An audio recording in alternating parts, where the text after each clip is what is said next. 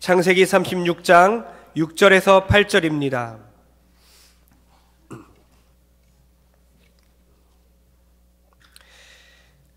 창세기 강의 46번째입니다. 창세기 36장 6절에서 8절까지 말씀 제가 봉독하겠습니다. 에서가 자기 아내들과 자기 자녀들과 자기 집의 모든 사람과 자기의 가축과 자기의 모든 짐승과 자기가 가나안 땅에서 모은 모든 재물을 이끌고 그의 동생 야곱을 떠나 다른 곳으로 갔으니 두 사람의 소유가 풍부하여 함께 거주할 수 없음이로라. 그들이 거주하는 땅이 그들의 가축으로 말미암아 그들을 용납할 수 없었더라. 이에 에서 곧 에돔이 세일산에 거주하니라. 아멘. 믿음이 좋은 것, 신앙이 좋은 것은 복일까요? 네, 복입니다. 이 질문은 쉬워요. 조금 헷갈리는 질문이 있습니다. 신앙생활하면서 계속 헷갈렸을 거예요. 오늘 분명한 대답을 얻기 원하고 성경적으로 이것이 확실하다고 믿게 되는 순간 앞으로의 모든 우리의 인생관에서 이 물질에 대한 것이 완전히 초월이 되고 물질관이 성경적으로 다 해결되고 잡히는 시간이 됐으면 좋겠습니다. 그래서 질문합니다. 재물이 많은 것은 복일까? 아니면 복이 아닐까요? 재물이 많은 사람은 복받은 사람일까요? 아니면 반대로 저주받은 사람일까요? 네. 매튜 헨리는 재물을 이렇게 비유했어요. 무거운 짐이다, 짐. 그 짐이라도 한번 지어봤으면 무겁게 어깨 빠져도 이렇게 말해요. 매튜 헨리는 재물에 대한 히브리 원어는 무겁다라는 뜻이다. 따라서 재물은 하나의 짐인 것이다. 그것을 벌어들일 때 생기는 걱정의 짐이요 슬픔의 짐이요 마지막에 가서 설명해야 할 하나님 앞에서 그 자신의 재물의 용도를 설명해야 할 짐이다. 재물은 복이 아니라, 저는 이렇게 생각합니다. 복이 아니라 책임입니다. 우리 중에 누군가가 재물을 더 많이 가지고 있다면 와 부럽다가 아니라 그 재물을 하나님께서 주신 것이 너무나 확실하기 때문에 복받았다고 자랑하라고 주신 것이 아니라 성도들에게 잘 나누어 주어서 약자들을, 연약한 우리나라 사람들과 이 세상의 약자들에게 많이 나눠 주어서 평균케 하는 원리, 바로 초대교회에서 자기 것을 다 내놓아서 부족한 것이 한 명도 없고 굶어 죽는 이가 없게 하는 이 십자가의 원리와 평균케 하는 원리를 실현하라고 주신 하나님께서 주신 재물인 것이다. 그러니까 우리 중에 월 수입이 많은 분들, 수입이 적은 분들 어떻습니까? 원래는 수입이 많은 분들이 봉헌을 더 많이 하는 것은 당연한 거예요. 믿음 있다, 대단하다가 아니라 당연한 거예요. 그래서 다른 교인들이 혜택을 누리게 하는 것이 그 재물을 그 사람에게 주신 하나님의 뜻인 거예요. 그래서 수입이 많은 분들을 교회에서 더 존경하거나 제가 만약에 더 막 대우하거나 그분의 말의 위력이 더 세거나 해서는 절대 안 됩니다. 왜냐하면 재물이 많은 이유는 그 재물을 하나님의 영광을 위해 쓰도록 주어진 것 그 이상도 그 이하도 아니기 때문이에요. 이것을 명확하게, 오늘 재물관을 명확하게 하지 않으면 매일 설교 들을 때마다 헷갈리고 성경 볼 때마다 헷갈리고 가난한 게 무슨 죄인, 열등감을 갖고 살고 재물이 남들보다 많은 게 무슨 대단한 것이냐 교만하여 살고, 그리스도인으로서 재물관이 분명하지 않으면 하나님 앞에서 잘못된 그런 철학으로, 잘못된 삶으로 나아갈 수밖에 없다는 것입니다. 오늘 에서의 족보를 통해 재물을 이어가는 것은 중요하지 않았구나, 반대로 믿음이 이어가야 되는 것이구나, 그래서 재물을 구할 것이 아니라 믿음을 구해야 하는 것이구나, 오늘 제목처럼 불을 이어가면 망하지만 믿음을 이어가면 산다 깨닫는 시간 되길 바랍니다.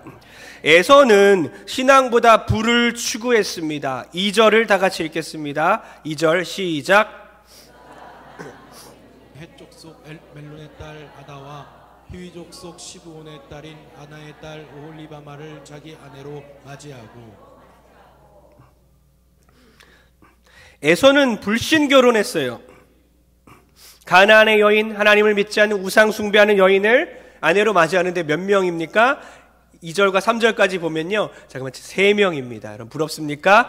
3명을 일부 3처제, 일부 4처제, 한 명하고 사는 것도 힘든데, 그죠? 한 명의 남자와 한 명의 아내와 사는 것도 쉽지 않잖아요. 미국에서 제가 이슬람 사람이었던 것 같은데 택시를 타게 됐어요. 택시 운전사를 전도하려고 막 영어로 막 이렇게 막 복음을 전하는데, 대화하다가 그 집안에 아내가 2명인가 3명 있다고 그러더라고요. 자녀들이 엄청 많았어요.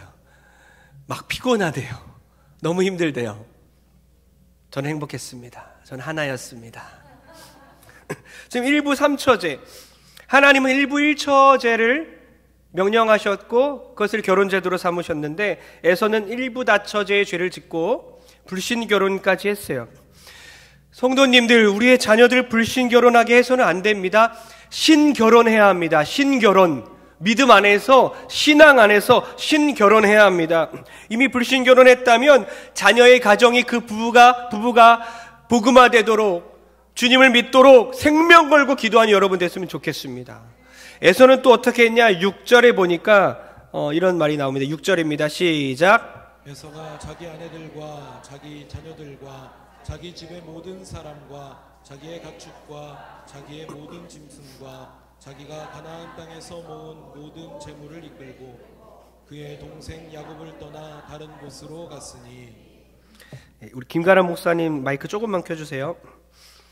야곱을 떠났다. 야곱을 떠났다는 것은 둘이 또 다시 싸웠다가 아니에요. 둘은 화해했어요. 그러나 야곱을 떠났다는 것은 약속의 땅 가나안을 에서가 떠났다는 거예요. 에서가 결혼을 했고 불신결혼했고 아내들과 자녀들과 모든 재산들을 이끌고 가나안 땅을 떠났다, 약속을 떠났다, 하나님을 떠났다라는 것입니다. 그 이유가 분명히 나오죠. 7절 다시 읽겠습니다. 7절입니다. 7절 시작. 두 사람의 소유가 풍부하여 함께 거주할 수 없음이러라. 그들이 거주하는 땅이 그들의 가축으로 말미암아 그들을 용납할 수 없었더라. 아멘. 돈 때문에, 재물 때문에 약속의 땅을 떠났다. 돈 때문에 하나님을 떠났다. 그러니까 결과적으로 우리가 이해할 수 있는 것은 결국 재물이 많아지는 게 복이 아니구나. 사업이 잘 되면 교만해진다. 재물이 많아지면 식구들끼리 사이가 나빠진다. 재물이 많아지면 하나님을 떠나게 된다는 거죠. 돈이 생기면 부모의 신앙을 떠납니다. 약속의 땅을 떠납니다. 재물 때문에 교회로부터 도망갑니다. 생각해 보세요. 특히 남자들 어때요? 돈이 막 들어옵니다. 그럼 가정을 벗어나는 거예요. 돈이 생기면 돈을 쓸 곳을 찾는 것입니다. 이 세상에 돈이 쓸 데가 어디 있어요? 다 죄 짓는 곳으로 쓰지 않습니까? 그러니까 죄를 짓게 되는 거. 돈이 많으면 많을수록 죄를 짓게 되는 것입니다. 탕자가 돈이 많아졌습니다. 유산을 다 받았죠. 그리고 며칠이 지난 후에 아버지를 떠납니다. 바로 떠난 게 아니에요. 돈이 많아지자 이제 이윽고 아버지를 떠나서 먼 나라로 갑니다. 유산을 다 상속받았으니 그 돈이 얼마나 많겠어요? 그것을 탕진합니다. 죄를 짓습니다. 음란합니다. 악합니다. 그러다가 돈을 다 쓰게 되고 탕진하고 아버지께로 돌아옵니다. 왜요? 회개했기 때문이 아니라 그랬어요. 지난주에 말씀드린 것처럼 저도 다시 볼 때마다 놀라운데, 회개가 아니라 한마디로 돈 떨어져서 돌아온 거예요.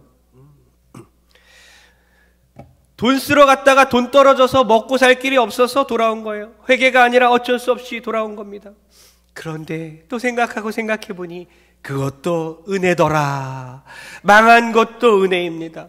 쫄딱 망해서 하나님 아버지께로 돌아올 수 있으니 은혜입니다. 아버지 나 망했어요. 더 이상 할 수 있는 게 없어서 돌아왔습니다. 야, 뻔뻔하기는. 그렇지 않아요. 하나님 아버지는 자녀들이 망해서 돌아오든 갈 데가 없어서 돌아오든 어떤 행동을 하더라도 어떤 짓을 하더라도 다시 돌아올 때에 하나님은 받아주시고 안아주실 줄 믿습니다. 야, 망해서라도 돌아와라. 다리가 부러져서라도 돌아와라. 그것이 은혜라는 것입니다. 그런데 에서는 부유해져서 약속의 땅을 떠났습니다. 부를 이어갖고 결국 망하게 됐다는 것이죠. 15절을 읽겠습니다. 15절을 다 같이 읽습니다. 시작. 에서 자손 중 족장은 이러하니라. 에서의 장자 엘리바스의 자손으로는 대만 족장, 오말 족장, 스보 족장, 브나스 족장과 족장이 18절까지 15절에서 계속해서 나열이 됩니다. 누구 족장, 누구 족장, 무엇을 말하고 싶습니까? 에서의 자손 중엔 이렇게 이름 있는 족장들이 있더라. 유명한 사람들이 있더라. 유력한 사람들이 있더라. 대단한 사람들이 있더라. 족장들을 막 소개하고 있는 거예요. 아, 잘 나갔더라. 심지어 31절에 보니까 31절부터 39절까지 야, 누가 등장한지 아십니까? 다 같이 읽겠습니다. 시작. 이스라엘 자손을 다스리는 왕이 있기 전에 에돔 땅을 다스리던 왕들은 이러하니라. 왕이 등장했어요.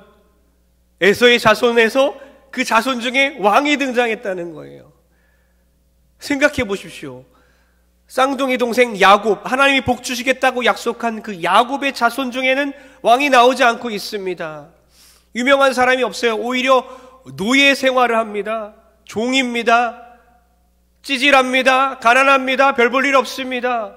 근데 반대로 에서의 집안에서는 족장이 나오고 있고 왕이 나왔습니다. BC 1050년에 사울 왕이 처음 등장하죠. 이스라엘 초대 왕 사울 왕인데 850년 앞서서 BC 1900년도에 에서의 집안에서 왕이 나왔다는 거예요. 850년 왕정 시대가 앞섰다는 것입니다.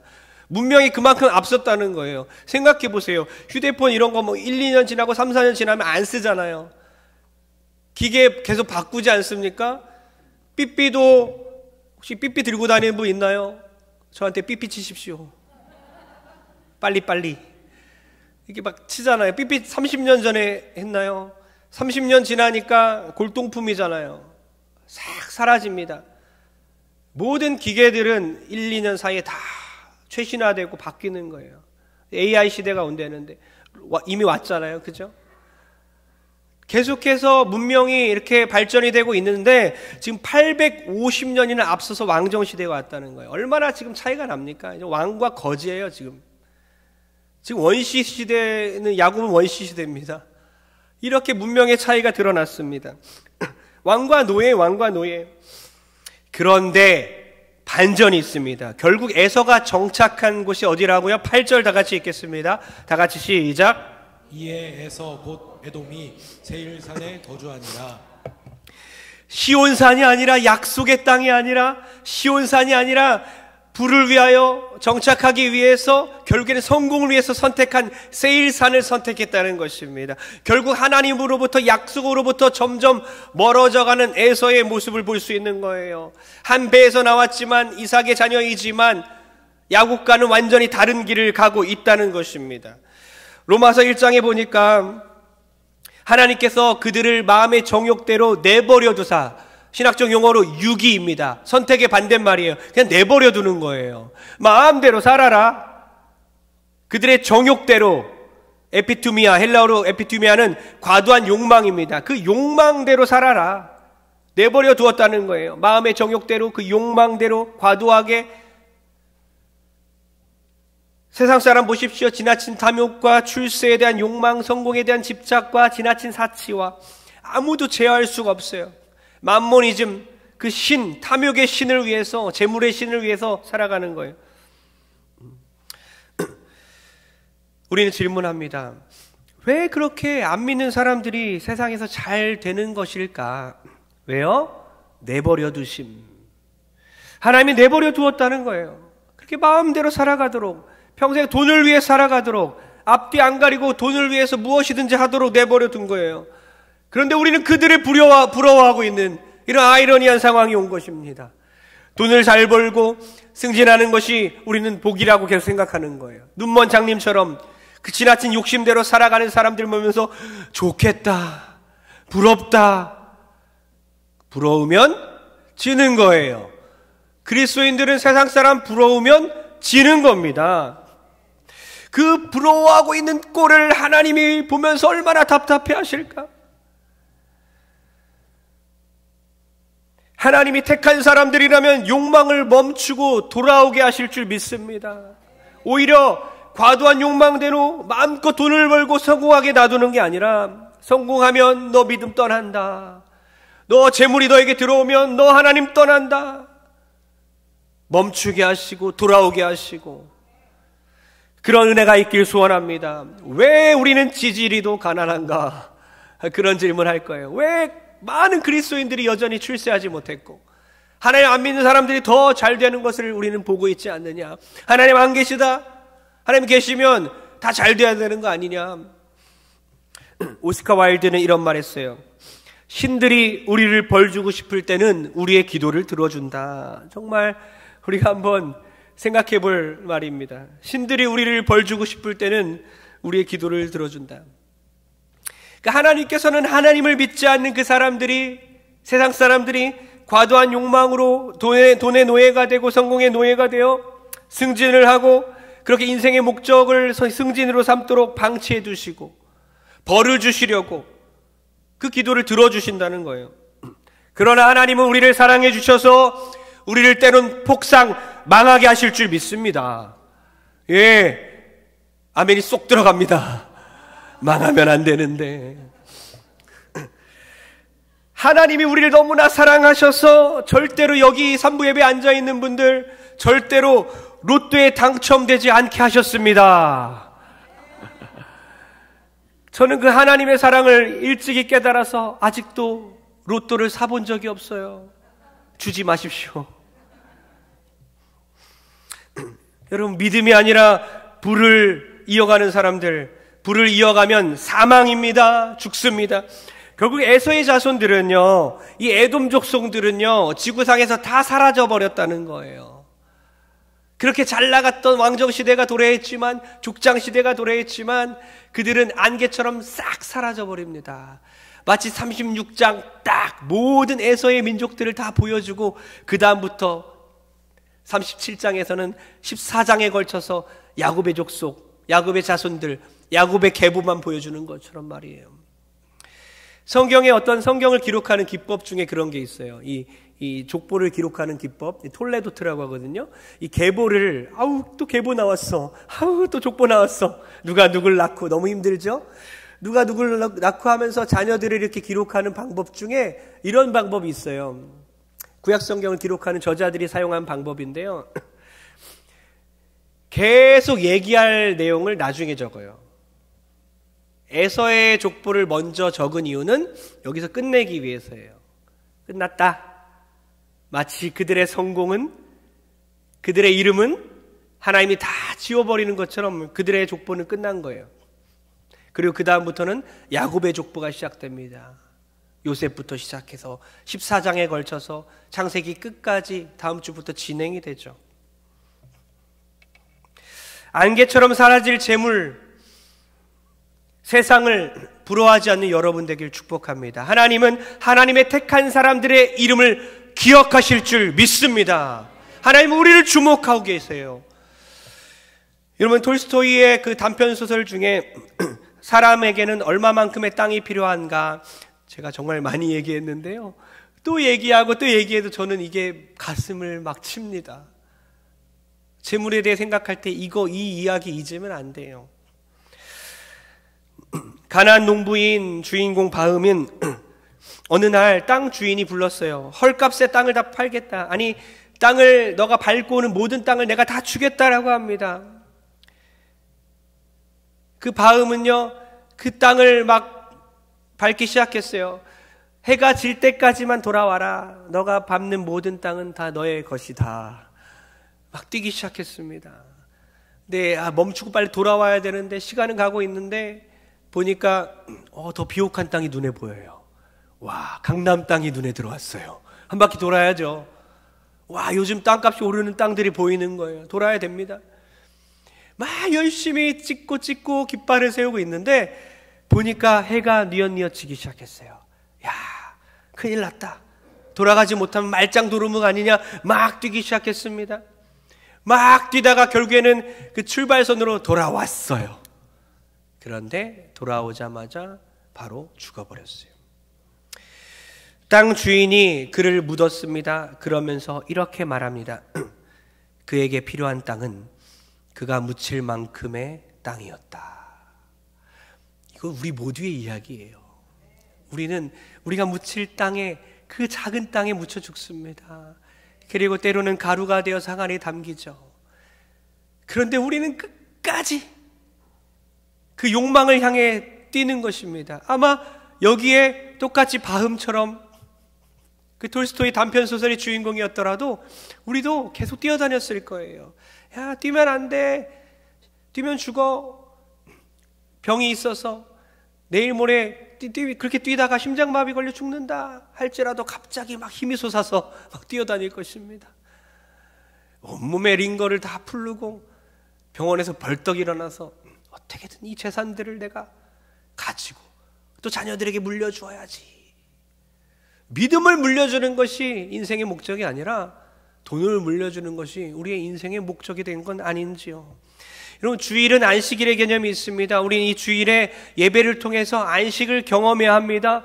잠시 멈추고 달리다가 멈추고 창조주를 생각하고 나의 존재를 생각하는 시간입니다. 월터 브루그만은 이렇게 얘기합니다. 안식일은 저항이다. 오늘날 현대인들이 만들어오는 이 시스템에 대한 저항이다. 멈출 수 없는 속도의 시대, 성공 우상을 섬기는 시대, 만모니즘을 섬기는 이 시대 가운데 우리를 구원할 유일한 길은 안식이다. 쉬는 것이다. 주님을 생각하며 쉬는 거라는 거죠. 롤로메이가 이런 말 했어요. 인간만이 길을 잃었을 때에 더 빨리 뛰어가는 유일한 동물이다. 길을 잃으면 멈춰야 되는데 더 빨리 뛰는 거예요. 이 속도의 시대, 정신없이 달리는 것입니다. 그래서 하나님은 정신없이 뛰어가는 우리에게 안식을 요청하는 거예요. 멈춰라, 쉬어라, 묵상하라, 찬양하라, 예배하라, 기도하라. 인간이 인간답게 사는 길은 쉼을 누리는 길밖에 없다는 거죠. 여러분, 과속을 멈추고 예배하고 하나님을 생각하시길 소원합니다. 재물에 집착하면 망하지만 믿음에 집착하면 살 줄 믿습니다. 에서는 신앙보다 불을 승계하였고 그 결과 아말렉이란 인간이 탄생합니다. 12절입니다. 12절 읽겠습니다. 시작. 아말렉을 엘리바스에 낳았으니 이들은 에서의 아내 아다의 자손이며. 첩의 아들 서자인데 그 서자가 도대체 누구냐? 성공한 그 사람, 그 대단한 사람 아말렉 딱 등장한 것입니다. 야, 아말렉 딱 소개한 거예요. 여러분, 아말렉이 누군지 아십니까? 이스라엘 백성들, 야곱의 자손들이, 이스라엘 백성들이 출애굽하여 이제 홍해를 건너서 광야로 나갔을 때에 가장 연약해져 있을 때에 뒤쪽에서 여자들을 또 아이들을 후미를 공격한 아주 나쁜 민족들이 아말렉이에요. 아말렉 족속이 에서의 자손들 아닙니까? 에서의 자손들이 야곱의 자손을 치는 거예요. 이스라엘 백성들, 하나님의 백성들을 공격합니다.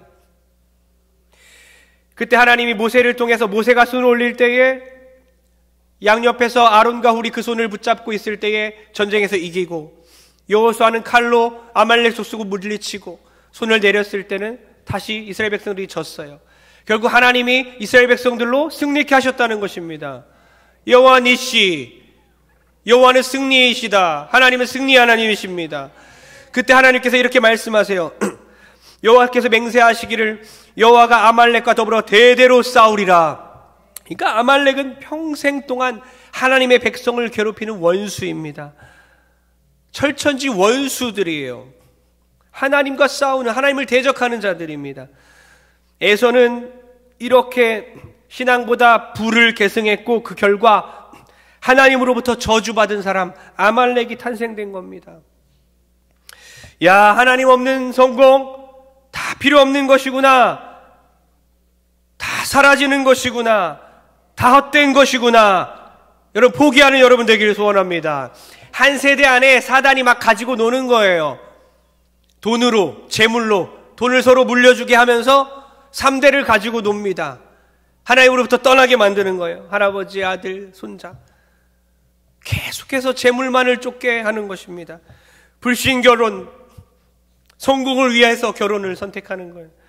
그래서 집집마다 아말렉이 등장합니다. 여러분 안에, 여러분의 가정 안에 혹시 아말렉 없습니까? 하나님을 대적하는 그 아말렉 없습니까? 그 아말렉 혹시 여러분이 평생 동안 불을 쫓아 살아간 그 결과물은 아닌지요? 평생 동안 그 불을 쫓아 살아가기에 자녀들이 아말렉이 된 건 아닙니까? 한 사람의 그 영향력이 너무나 커요. 그 아말렉을 통해서 평생 동안 이스라엘의 원수가 되었다는 거예요. 그러나 우리는 오늘 말씀을 통해 나 한 사람으로 인해서 우리의 가정이 복된 가정이 될 줄 믿습니다. 신앙인 한 사람이 미치는 영향은 크다. 신앙인 한 사람이 미치는 힘은 위대하다. 여러분, 결론 내리면서 에서의 족보와 지금 야곱의 족보와 비교되고 있지 않습니까? 에서의 족보 처음에 이렇게 시작했어요. 에서의 족보는 이러하니라. 1절이 그랬고요. 43절 마지막 절에 뭐라고 적혀 있습니까? 에돔의 조상 에서의 족보는 이러하니라. 그러니까 에서를 말하는 거예요. 1절도 에서를 말하고 마지막 절도 에서. 그 한 사람의 영향력, 나쁜 영향력, 악한 영향력을 말하고 있다는 것입니다. 그러나 마태복음 1장 1절에 어마어마한 분이 등장합니다. 다 같이 읽겠습니다. 시작. 아브라함과 다윗의 자손 예수 그리스도의 계보라. 아브라함과 다윗의 자손 예수 그리스도의 계보라, 세계라, 세대라. 예수님으로부터 이어지는 이 족보 안에 우리가 들을 줄 믿습니다. 우리의 자녀들이 예수님의 족보에 들게 하여 주옵소서. 여러분, 구약에서 신약으로 넘어갈 때에 한 장만 넘기면 돼요. 말라기에서 마태복음으로 넘어갈 때 한 장만 넘기면 되는데 이 한 장 사이에 어마어마한 세월이 있습니다. 자그마치 400년의 시간이 있어요. 이 400년 동안 침묵기입니다. 아무 소리도 나지 않습니다. 하나님 말씀하지 않습니다. 그렇게 어둠이 가장 칠흑 같은 어둠이 됐을 때에 마치 동트기 전에 가장 어두운 것처럼 그 가장 어두운 시기를 지나서 한 줄기 빛이 비추고 그 빛이 가장 큰 빛이 되어서 세상을 비추고 지금 우리의 영혼을 비추고 계십니다. 그분이 바로 우리 주 예수 그리스도이십니다. 예수님의 족보에 드는 우리의 자녀들이 되게 도와주옵소서. 우리가 계승해야 될 것은 부가 아니구나, 믿음이구나. 나로부터 저주의 계보가 끊기고 예수님의 계보가 시작된다면, 나로부터 다종교가 끊기고 기독교가 시작된다면, 나로부터 술, 담배, 마약 중독이 끝나고 고통의 가정에서 이제 축복의 가정이 된다면 주여 나를 사용하여 주옵소서. 내가 그런 하나의 전환점이 되게 도와주시고 아말렉이 아니라 예수 그리스도의 족보에 드는 예수님처럼 시대를 바꾸는 인물이 되게 도와주옵소서. 우리 가정에 흐르는 저주가 바뀌고 이제 나로부터 시작되어 예수님의 족보가 흘러가게 도와주옵소서. 예수님의 은혜가 흘러가게 도와주옵소서. 이제는 고통과 우울과 낙심과 절망이 끝나고 주님이 주시는 행복이, 주님이 주시는 참된 기쁨이 우리 가정 안에 나로부터 시작될 줄 믿습니다. 할렐루야! 불을 이어가면 망할지 모르겠지만 믿음을 이어가면 승리할 줄 믿습니다. 다 일어나십시오. 주님이 주신 땅으로, 이것은 갈렙이 고백한 고백인데요, 갈렙이 85세의 나이에 하나님이 주신 약속을 기억하여 저 땅을 나에게 주십시오, 저 땅을 나에게 주십시오, 하나님 그 산지를 나에게 허락하여 주옵소서. 그 85세의 나이에 백전노장이 하나님의 말씀을 믿고 약속을 믿고 용감하게 적진으로 뛰어들었다는 것입니다. 왜요? 하나님 약속을 믿기 때문이에요. 저 산지를 주신다 약속했으니, 저 가나안 땅 주신다 약속했으니 그 땅으로 믿음으로 나아간 것입니다. 2024년도 우리 자녀들과 우리 손주들도 다 데리고 주님 그 땅으로 들어가겠습니다. 주님 약속하신 그 산지로 들어가겠습니다. 우리 가정이 복음화되게 도와주시고 그 땅이 되게 도와주옵소서. 약속의 땅이 되게 도와주시고 약속의 가정이 되게 도와주옵소서. 가정 제자와 실현하는 2024년도 되길 축복합니다.